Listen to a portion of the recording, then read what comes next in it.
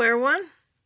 Seems like a lot of people are upset over this Episcopal bishop's words to Trump, including Trump himself. So I don't know if you've all heard her words, but they kind of echo what Jesus said about the merciful, and what the Old Testament even says about the merciful shall see God, and blessed are the merciful, and the meek, for they shall inherit the earth. So I'm just going to play this for you. Let me make one final plea, Mr. President. Millions have put their trust in you. And as you told the nation yesterday, you have felt the providential hand of a loving God. In the name of our God, I ask you to have mercy upon the people in our country who are scared now.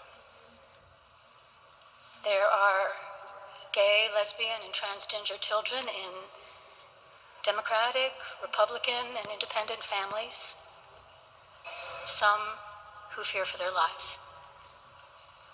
And the people who pick our crops and clean our office buildings, who labor in poultry farms and meatpacking plants, who wash the dishes after we eat in restaurants and work the night shifts in hospitals, they may not be citizens or have the proper documentation. But the vast majority of immigrants are not criminals. They pay taxes and are good neighbors.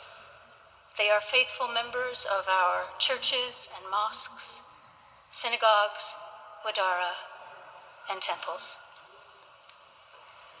I ask you to have mercy, Mr. President, on those in our communities whose children fear that their parents will be taken away, and that you help those who are fleeing war zones and persecution in their own lands to find compassion and welcome here.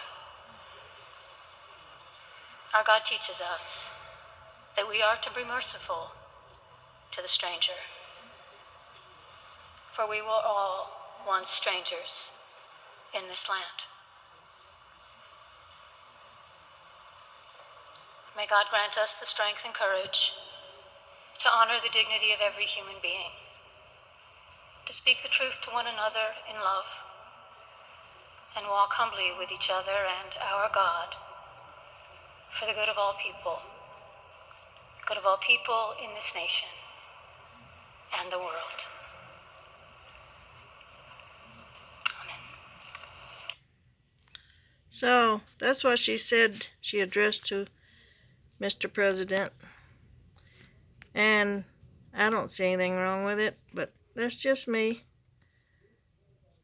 I believe exactly what Jesus said about the LGBTQ community and his stance on abortion too. So after you've searched the Matthew, Mark, Luke, and John, you can see if you agree with me on that. But if you ever wondered what you would have done during the Holocaust, during slavery, or during the civil rights movement, I've got news for you. You're living in these times now.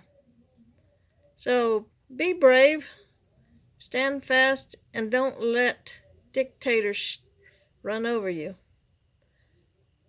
God bless and much love.